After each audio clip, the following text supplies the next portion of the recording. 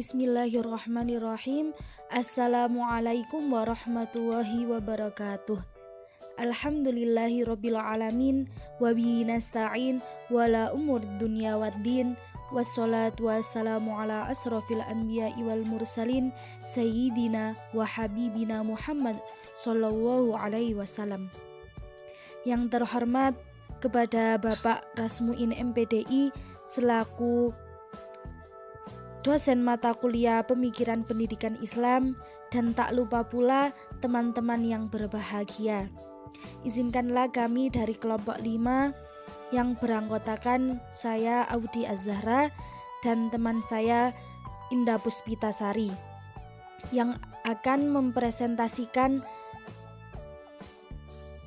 yang berjudul Pengembangan Pemikiran Pendidikan Islam periode sebelum Indonesia Merdeka tahun 1900 sampai 1945. Di sini kami menerangkan poin-poin penting dari pola pemikiran pendidikan Islam sebelum Indonesia Merdeka, dan yang kedua metode pengembangan pemikiran pendidikan di Indonesia sebelum merdeka, dan yang ketiga bagaimana untuk mengetahui lembaga pendidikan Islam di Indonesia sebelum merdeka. Yang poin pertama yaitu pola pengembangan pemikiran pendidikan Islam sebelum merdeka. Awal perkembangan Islam di Indonesia, pendidikan Islam dijalankan secara maksimal, serta para ulama kala itu melakukan pengajaran agama Islam dimanapun dan kapanpun, dengan cara lemah lembut dan dapat dipahami dan diterima oleh masyarakat pribumi. Pada kala itu ada beberapa pola dalam pengembangan pemikiran pendidikan Islam sebelum Indonesia merdeka. Yang pertama, ada pengembangan pendidikan Islam pada kerajaan Islam yang ada di Indonesia. Dan yang kedua, pengembangan pendidikan Islam masa kolonialis Belanda dan Jepang. Yang ketiga, pengembangan pendidikan Islam dalam rangka perjuangan kemerdekaan. Pada pengembangan kemerdekaan, datangnya Islam ke Indonesia itu sangat khas jika dibandingkan dengan datangnya Islam ke negara lain. Khasnya Islam yang datangnya ke Indonesia yaitu dengan cara yang damai, tanpa ada peperangan, penaklukan. Karena jika di negara lain seperti contoh Irak, Iran, Afrika, sampai Andalusia, masuknya agama Islam di sana dengan cara penaklukan daerah. Pada pengembangan pendidikan Islam pada kerajaan Islam di Indonesia itu ada 3 kerajaan. Yang pertama, Samudra Pasai, dan yang kedua Kerajaan Perlika, dan yang ketiga Kerajaan Aceh Darussalam. Pada Kerajaan Samudra Pasai itu didirikan oleh Nasimuddin Al-Kamir dari Mesir. Namun karena pusat pemerintahannya dipindah ke Pasai, lalu namanya diganti dengan Samudra Pasai tersebut.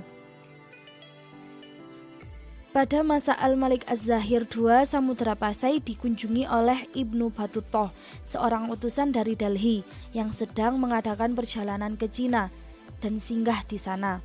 Menurut Ibnu Battuta, Samudra Pasai memiliki armada dagang yang sangat kuat, sehingga memikat para saudagar luar negeri yang ingin menaklukkan dan menguasai Samudra Pasai. Dan Baginda Al-Malik Az-Zahir II yang bermadhab Syafi'i sangat kuat imannya, sehingga berusaha menjadikan Samudra Pasai sebagai pusat agama Islam yang bermadhab Syafi'i. Ada juga pada yang kedua Kerajaan Perlak. Ini adalah kerajaan kedua yang ada di Indonesia, dan raja pertama adalah Sultan Alauddin tahun 1161 sampai 1186 Hijriah atau abad 12 Masehi. Kerajaan ini juga tak kalah pentingnya dengan Kerajaan Samudra Pasai. Kerajaan Perlak ini mempunyai pusat pendidikan Islam Dayah Cotkala. Dayah disamakan dengan perguruan tinggi. Materi yang diajarkan yaitu bahasa Arab, tauhid, tasawuf, akhlak, ilmu bumi, dan banyak lagi. Daerahnya di sana kira-kira dekat Aceh Timur gitu. Pendirinya adalah ulama Pangeran Teuku Cik Muhammad Amin pada akhir abad ke-3 Hijriah atau abad 10 Masehi. Pada yang ketiga, Kerajaan Aceh Darussalam. Jenjang pendidikan yang ada di Kerajaan Aceh Darussalam ini diawali dengan pendidikan terendah atau madrasah, yang berarti tempat belajar atau sekolah, terdapat di setiap kampung dan mempunyai multifungsi, antara lain yang pertama sebagai tempat belajar Al-Quran, dan yang kedua itu sebagai sekolah dasar dengan materi yang diajarkan dari dasar gitu, seperti contoh menulis, membaca huruf Arab, ilmu agama, dan bahasa-bahasa. Fungsi lainnya ada yang pertama sebagai tempat ibadah sholat 5 waktu untuk kampung itu, yang kedua sebagai tempat sholat taraweh, tempat membaca Al-Quran, ada tempat kenduri maulud pada bulan mauludan, dan yang keempat tempat menyerahkan zakat fitrah, yang kelima tempat mengadakan perdamaian atau musyawarah, yang kedua ada pengembangan pendidikan Islam masa kolonialis Belanda dan Jepang. Proses peralihan kolonialisme dari Belanda ke Jepang membawa perubahan yang besar terhadap sistem pendidikan yang ada. Sebelumnya perlu diketahui bahwa masa pendidikan Jepang di Indonesia itu bertepatan dengan adanya Perang Dunia II. Bidang pendidikan pun secara tidak langsung juga terkena imbas dari kondisi tersebut. Perubahan yang terjadi kala itu adalah perombakan sistem pendidikan yang berorientasi kepada kepentingan perang.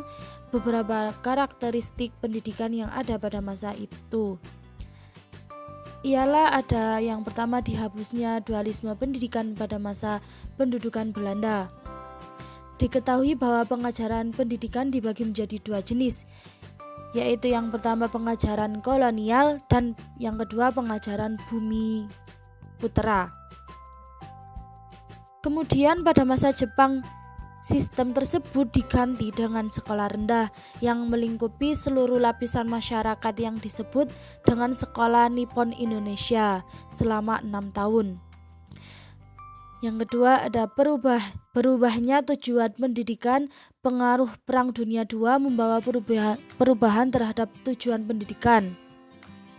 Kala itu pendidikan ditujukan untuk membantu Jepang dalam hal persiapan perang. Oleh karena itu model pendidikannya itu mengharuskan atau mewajibkan siswa untuk latihan fisik dan kemiliteran. Yang ketiga ada proses pembelajaran yang diganti dengan kegiatan yang tidak ada kaitannya dengan pendidikan pada umumnya. Yang sekolah itu harusnya tempat untuk menimba ilmu pengetahuan bagi siswa. Itu lain halnya pada masa itu pembelajaran di sekolah terhadap beberapa kegiatan yang tidak sesuai dengan fungsi asalnya.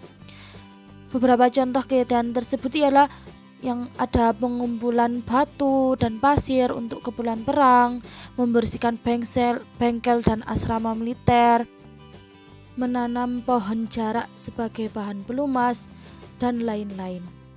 Selanjutnya yang ketiga adanya pembentukan barisan Hizbullah di bawah pimpinan Kiai Haji Zainul Arifin untuk pelatihan dasar kemiliteran pemuda Islam. Itu meninjau dari berbagai keluasan yang ada. Ternyata dalam bidang pendidikan Islam sendiri, Jepang juga memberikan ruang untuk berkembang. Hal tersebut tercermin pada hal yaitu perkembangan madrasah yang cukup pesat di awal pendudukan Jepang, pendidikan agama Islam, terbentuknya sekolah tinggi Islam di Jakarta yang dipimpin oleh Kiai Haji Wahid Hasyim dan Kiai Haji Muzakkar dan Bung Hatta. Baik, selanjutnya akan dijelaskan oleh teman saya yaitu Indah Puspitasari. Kepadanya dipersilahkan. Alhamdulillahirrabbilalamin. Saya ucapkan terima kasih kepada moderator yang telah memberikan waktu dan kesempatan kepada saya untuk menjelaskan materi kita kali ini dengan tema yakni model atau metode pengembangan pendidikan Islam. Dalam hal ini ada dua model atau metode ya. Yang pertama ada pendidikan sekolah barat yang tidak mengenal ajaran agama. Jadi mereka itu berfokus untuk mengembangkan ilmu pengetahuan saja dan tidak menghiraukan ajaran agama mereka. Seperti itu. Kedua, pendidikan pondok pesantren yang mengajarkan dan mengenalkan agama kepada para muridnya. Dan dari dua model atau metode di atas tentu memiliki pengaruh yang berbeda bagi para siswanya, di mana jika murid atau siswa sekolah barat lebih mementingkan ilmu pengetahuan daripada ajaran agamanya, begitupun sebaliknya. Nah, selanjutnya Wirja Soekarto dalam bukunya Pembaharuan Pendidikan dan Pengajaran Islam mengemukakan ada dua corak atau prinsip dari kedua metode atau model pendidikan tersebut. Yang pertama ada corak lama yang berpusat di pondok pesantren dan corak baru dari sekolah-sekolah barat. Dan ciri-ciri corak lama ialah yang pertama itu menyiapkan ulama atau syuhada yang hanya berkompeten ya maksud saya di bidang keagamaan saja. Yang kedua, kurangnya pengetahuan umum. Dan yang terakhir, sikap tertutup secara keseluruhan dari pesantren tentang segala sesuatu yang berbau barat. Nah, untuk ciri-ciri corak baru, ialah yang pertama itu selalu mengunggulkan intelek dan bertujuan menciptakan generasi-generasi intelek. Kedua, umumnya bersikap negatif ya apabila mendengar soal agama, apalagi tentang agama Islam. Baik, kita lanjutkan lembaga pendidikan Islam di Indonesia sebelum kemerdekaan. Nah, dalam ruang lingkup pemikiran pendidikan Islam, lembaga adalah hal yang sangat penting dan tidak bisa terpisahkan, karena wujud konkret dari keseriusan pemikiran pendidikan adalah terbentuknya sebuah lembaga. Nah, adapun lembaga pendidikan yang terbentuk sebagai berikut. Yang pertama ada pesantren. Sebenarnya pesantren ini sudah ada sejak era kerajaan Islam masih berjaya ya, dari sebelum abad 20. Berawal ketika Syekh Maulana Malik Ibrahim membangun sebuah lembaga pengajian. Ini adalah sebuah cikal bakal berdirinya pesantren. Dan tujuan didirikannya pesantren untuk tempat mendidik dan membimbing para santri agar menjadi pendakwah yang mahir. Nah, adapun ilmu-ilmu yang diajarkan, yang pertama ada Al-Quran dan Tajwid, yang kedua Aqaid dan ilmu kalam, fikih dan usul fikih. Perkembangan pesantren mengalami hambatan setelah para penjajah datang ke Indonesia. Pola hidup westernisasi dan modernisasi ini membuat pesantren menentang bangsa barat. Oleh karenanya, bangsa barat ini menerapkan kebijakan-kebijakan yang berfungsi membatasi pendidikan pesantren. Yang pertama ada pendirian Priestereden atau pengadilan agama tahun 1882 yang bertugas mengawasi kehidupan beragama dan pendidikan pesantren. Kedua ada kebijakan ordonasi di tahun 1905 yang berisi peraturan tentang guru agama yang diwajibkan mendapat izin dari pemerintah. Yang ketiga ada pengetatan aturan di tahun 1935 ya. Oh tidak, bukan. Di tahun 1925. Ini membatasi orang mengajar mengaji. Dan yang terakhir adalah aturan 1932 tentang penutupan pesantren dan sekolah-sekolah. Kedua ada madrasah. Madrasah dan pesantren ini beda ya kawan-kawan. Jika pesantren fokus kepada pengajaran ilmu agama, maka pendidikan madrasah tidak fokus di pengajaran agama saja, tetapi juga menambahkan ilmu umum di dalamnya. Yang ketiga ada surau. Ini adalah istilah Minangkabau di abad 20. Surau ini merupakan akulturasi budaya ke dalam agama Islam. Awalnya surau adalah tempat berkumpulnya anak-anak laki-laki di Minangkabau, seperti itu ya.